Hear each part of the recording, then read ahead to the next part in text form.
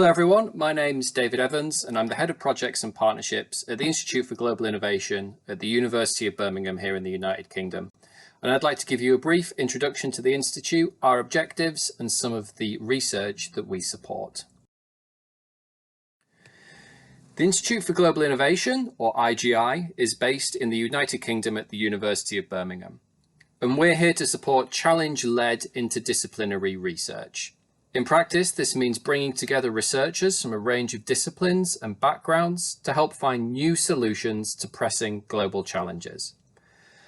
We believe that by examining large-scale problems, such as gender inequality, resilient cities, or sustainable energy, requires input from a range of perspectives in order for meaningful progress to be made. For example, in the area of gender inequality, encouraging women to engage in more rewarding economic activity doesn't create meaningful change unless there are laws that allow women and girls to inherit property or wealth, therefore allowing the transfer of money across generations. We also know how important it is to fully understand problems in their local context. The same set of issues will lead to different challenges in different locations, owing to variations in social, cultural, and historical factors. The IGI places significant emphasis on providing funding for our researchers to engage with partners outside the UK, and we've provided funds to support this online learning module. So how are we funded? We receive our money directly from the University of Birmingham, but also from the UK government via their Global Challenges Research Fund, or GCRF. The GCRF is drawn from the UK's international aid budget and has the objective of helping the UK research address pressing global challenges. This means that the work we support is directly funded by the UK taxpayer.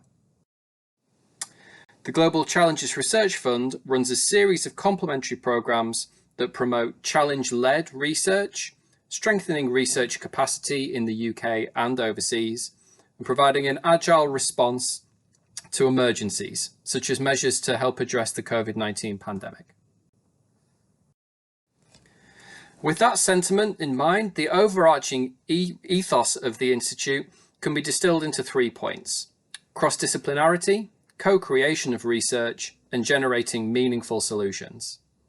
This final point is where our emphasis on innovation is most evident. We were keen when establishing our Institute that you could use our experience to apply new ideas to existing problems. And these new ideas could be generated through combining the experiences of different academic disciplines or different cultural backgrounds. I'll now briefly discuss 2 of our projects that demonstrate this. One of our major research themes focuses on the broad area of protection, and in particular an emphasis on violence against women and girls and other vulnerable groups.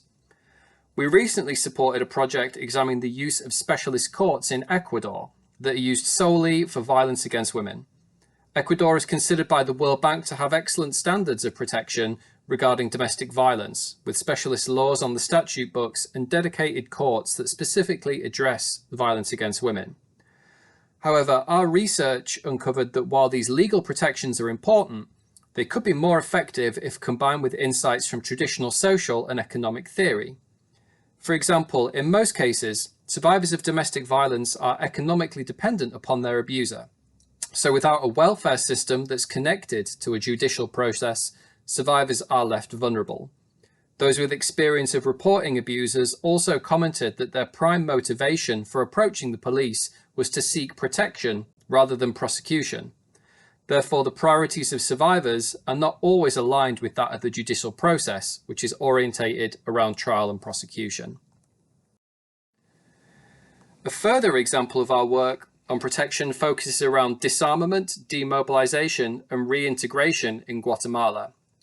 Again, using an example around gender equality, a perspective that's not always considered when examining conflict is that in many cases, women who are involved with armed groups experience new, broader gender roles that are different to traditional roles available to them in peacetime. When armed conflicts come to an end, it can be the case that women are forced back into traditional roles, with child rearing and domestic duties being at the heart of this. This is highly challenging for ex-combatants and means that the reintegration of female fighters needs to be approached differently. It also presents opportunity to bring skilled women into the labour market. The process associated with peace building and post-conflict societies are often only viewed through a solely political prism. However, by incorporating broader social and economic perspectives, we're able to view the process of healing after conflict as not only that of repairing a state, but also ways to advance broader social agendas that have developed under the most challenging of circumstances. We'd also not have been able to fully understand the challenges faced by these groups without engaging fully with those who've experienced reintegration following armed conflict.